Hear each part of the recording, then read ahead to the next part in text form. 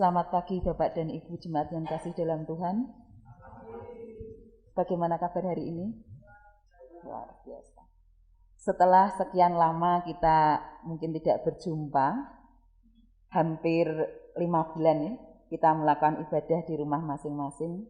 Tentunya saat ini, hari ini, waktu yang kita rindukan bersama untuk kita dapat bersama-sama beribadah di tempat ini.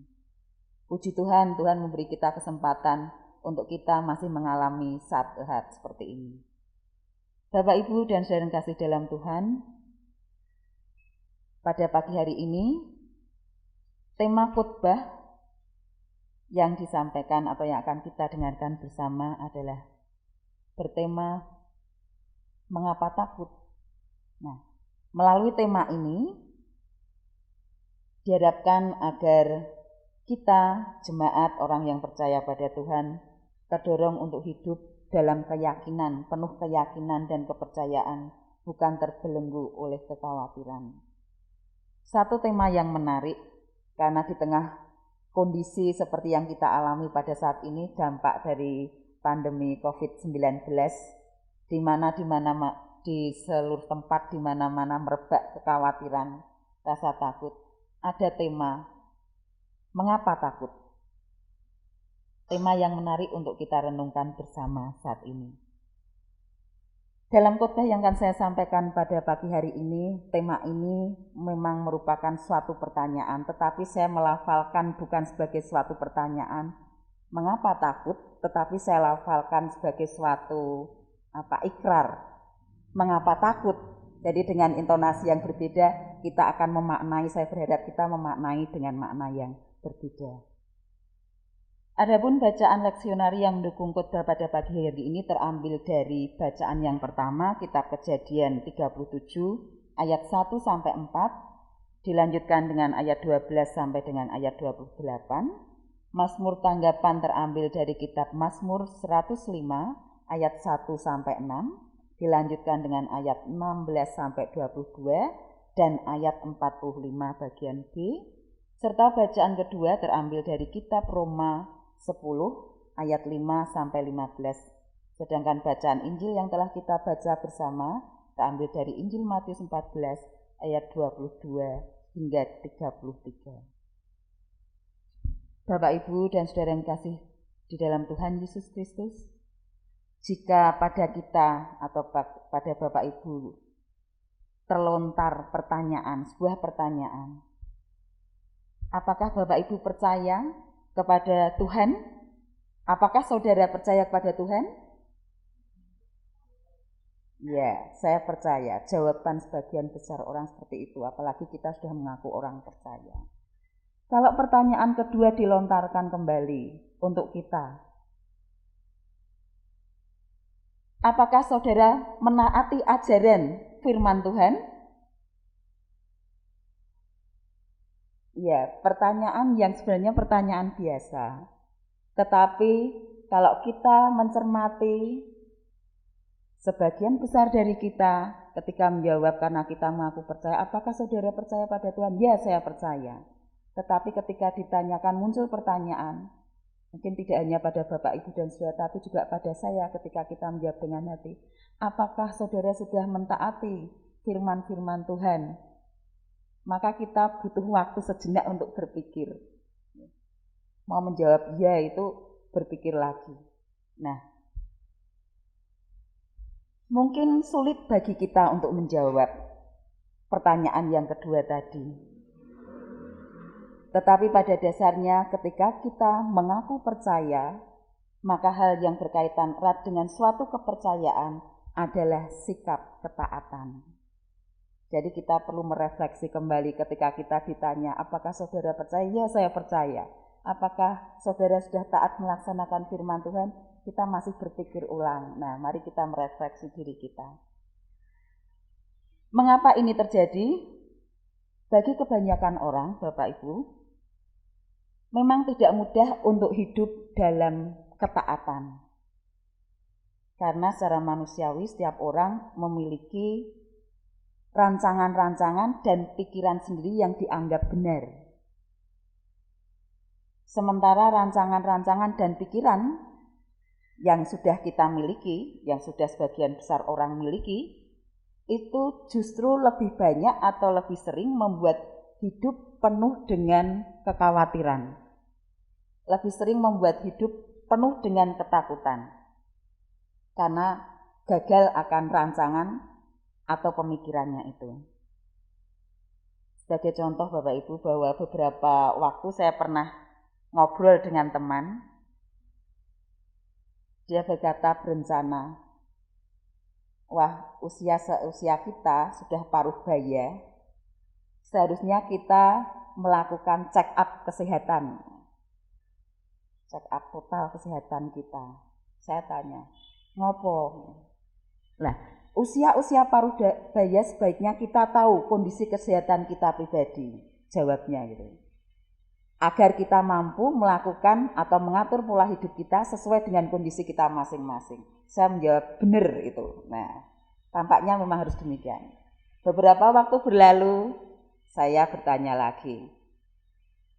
Pripun Pak, hasil check up ya? Ternyata jawabannya di luar dugaan saya. Aku rasido check up Bu. Saya tidak jadi check up. Loh, lah kenapa? Kan sudah direncanakan, sudah yakin itu. Setelah saya pikir-pikir, kalau saya check up kesehatan, nanti saya malah tahu, wah gula darah saya berapa. Timbunan kolesterol, asam urat saya kok melebihi ambang batas. Saya malah jadi tidak bisa tidur, saya takut. Lah engko nek malah gula darahku tinggi, timbunan asam uratnya banyak, kolesterol tinggi, wah saya malah harus mengatur makan ini itu, mengatur pola hidup, repot saya. Ini gambaran kecil Bapak Ibu, contoh bahwa sebagian besar dari kita sering merencanakan sesuatu, sering merancang sesuatu, tetapi pada akhirnya rancangan yang kita anggap benar di awalnya, rancangan yang kita anggap terbaik untuk kita, ternyata membuat diri kita sendiri ragu. Ternyata malah memunculkan kekhawatiran. Aneh tapi nyata nggih. Menyusun sendiri, merancang sendiri, tetapi akhirnya ragu-ragu, bimbang, jatuh dalam ketakutan. Inilah Bapak Ibu yang terjadi pada kebanyakan orang dalam kehidupan sehari-hari. Nah, bagaimana dengan kita? Bagi kehidupan kita orang yang percaya.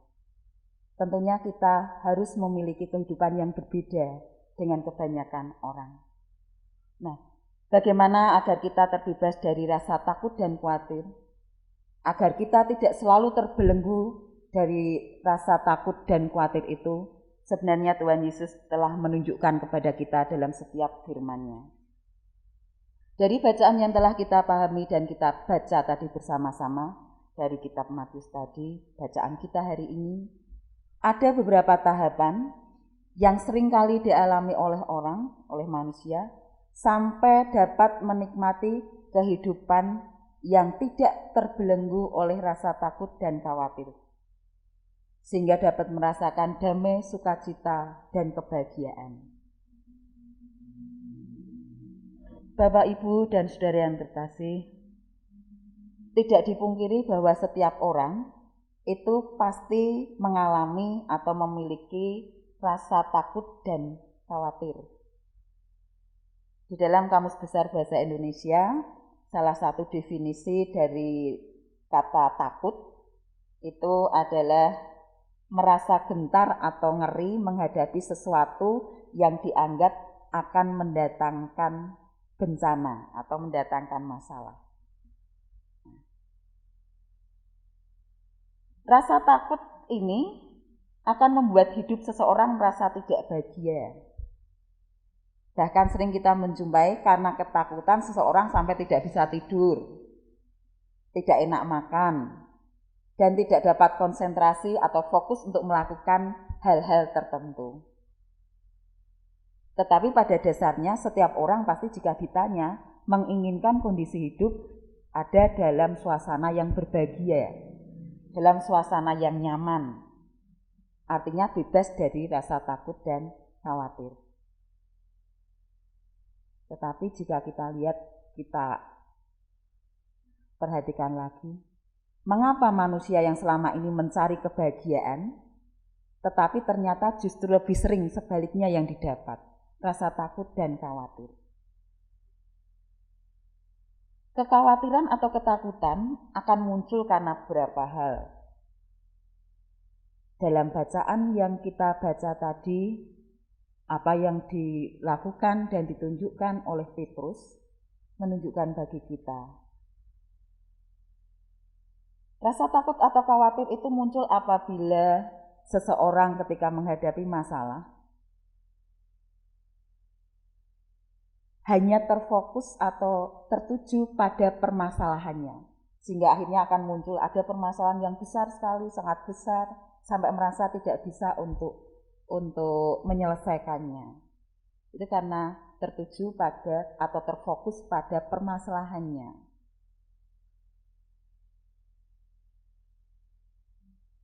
Perasaan takut juga bisa muncul karena merasa tidak mampu mengatasi persoalan. Hal ini terjadi karena pola pikir kebanyakan orang untuk menyelesaikan permasalahan itu menggunakan atau mengandalkan kekuatannya sendiri.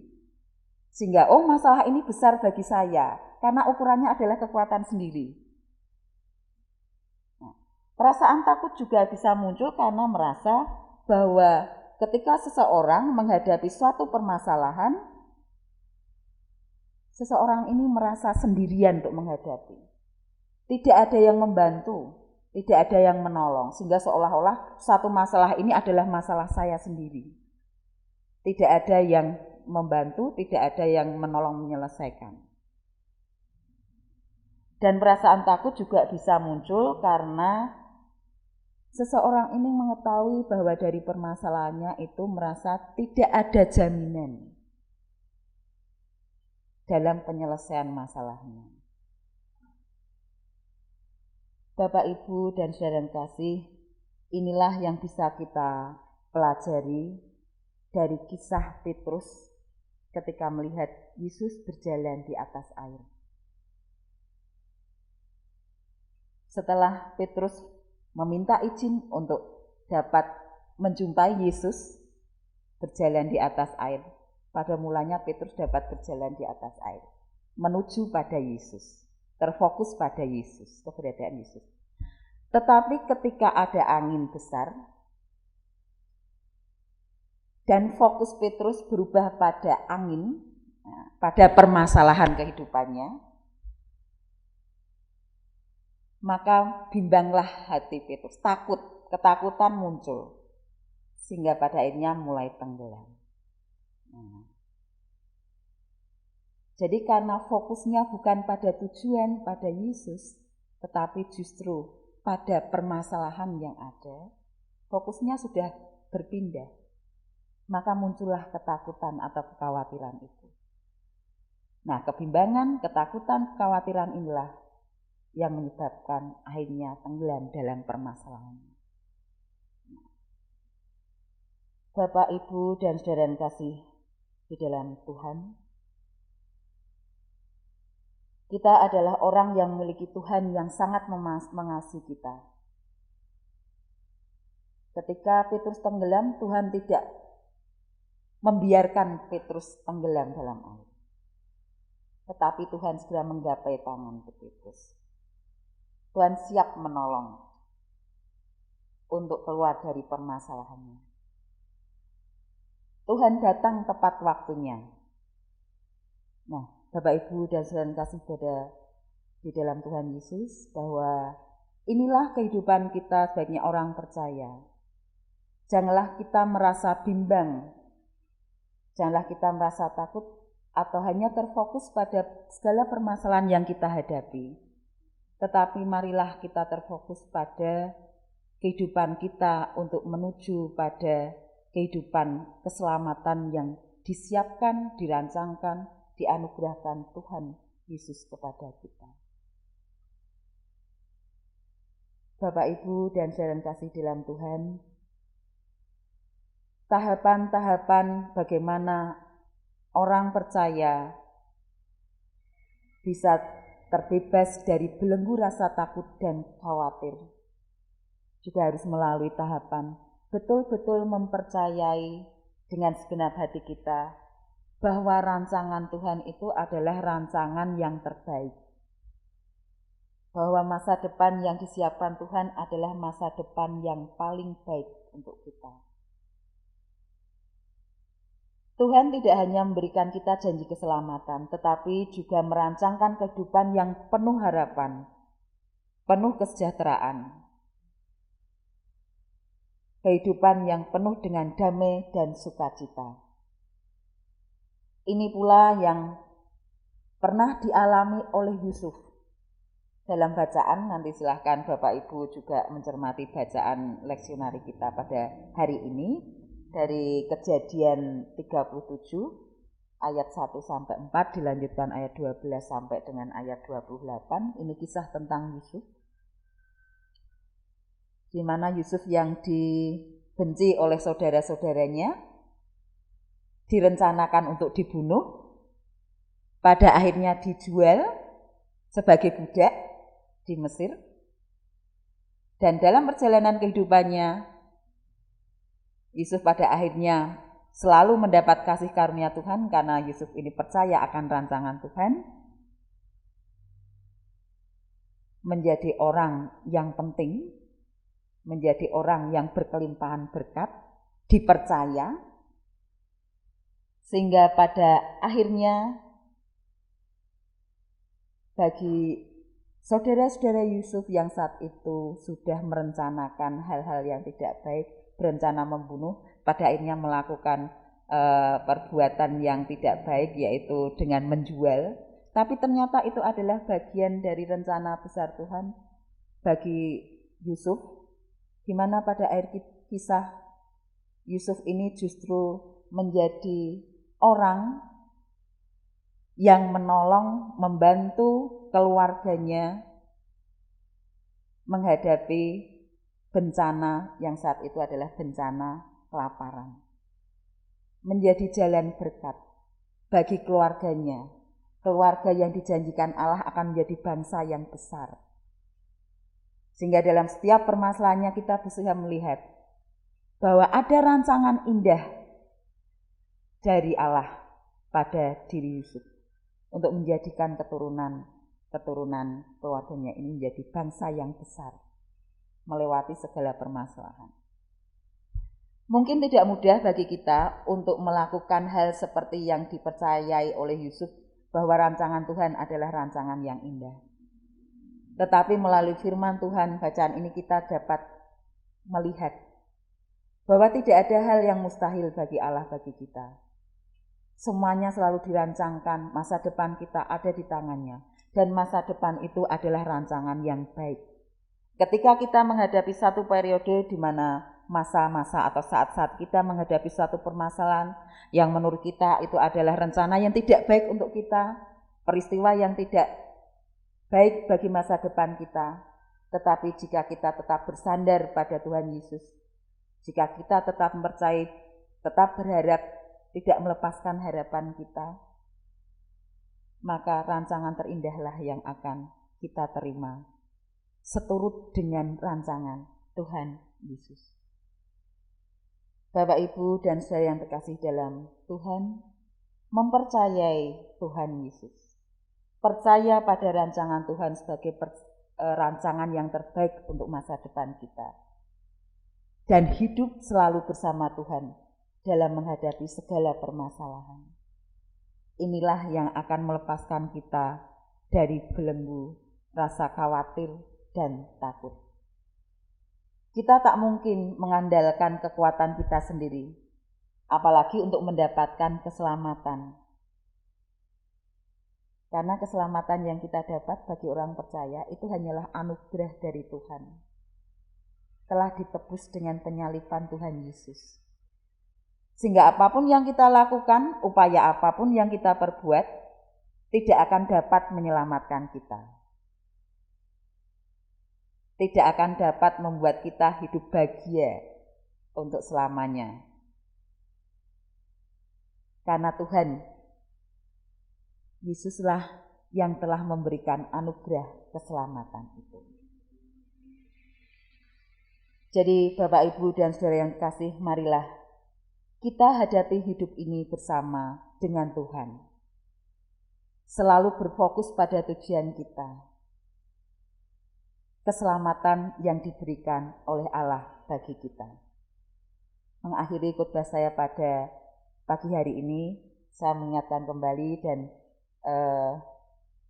saya begitu terpesona pada acara perayaan ulang tahun yang pertama GKJ Beringin 20 Juli yang lalu, meskipun secara online. Ketika saya melihat tayangannya, saya lihat berulang-ulang itu, terutama ketika persembahan pujian diberikan oleh kakak-kakak, ibu-ibu ya, ibu-ibu guru sekolah minggu dengan pujiannya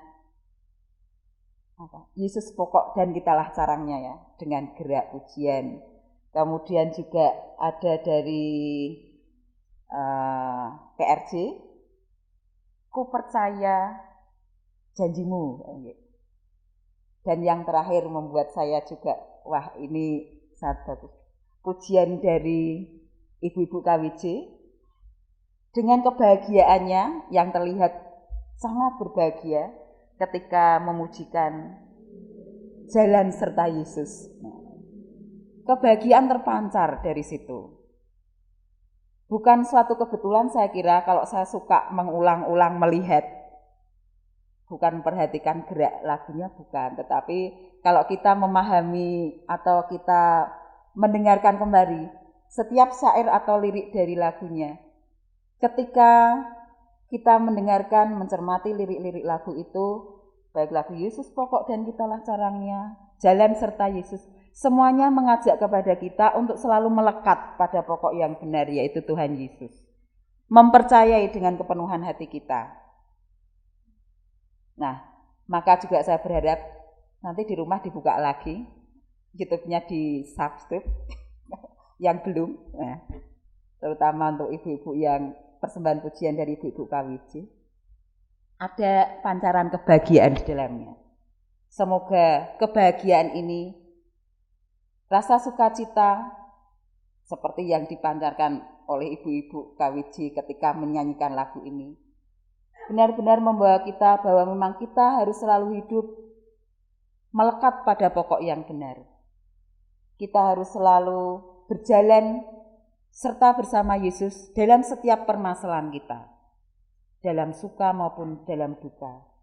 Jangan hanya ketika kita menghadapi musibah bencana saja kita mengingat Yesus, tetapi dalam setiap kehidupan kita, mari kita membawa Tuhan Yesus serta dalam kehidupan kita. Sehingga kita dapat melepaskan diri, sehingga dengan kekuatan Tuhan kita dapat melepaskan diri dari belenggu kekhawatiran dan ketakutan. Bersama Tuhan, kita pasti bisa. Jadi jangan takut, karena Tuhan telah menjamin semuanya. Amin. Mari kita berdoa.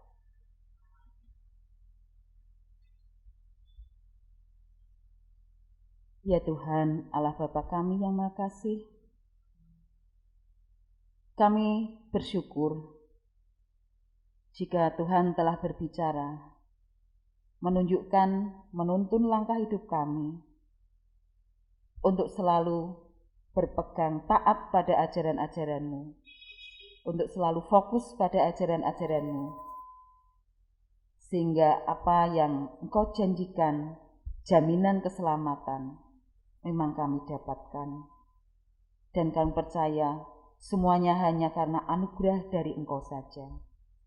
Bapa, jikalau hamba-Mu telah selesai berkata-kata, biarlah Engkau sendiri yang akan menurunkan Roh Kudus-Mu untuk menguatkan hati dan pikiran kami, sehingga apa yang telah Engkau firmankan menjadi tuntunan dalam kehidupan kami sehari-hari.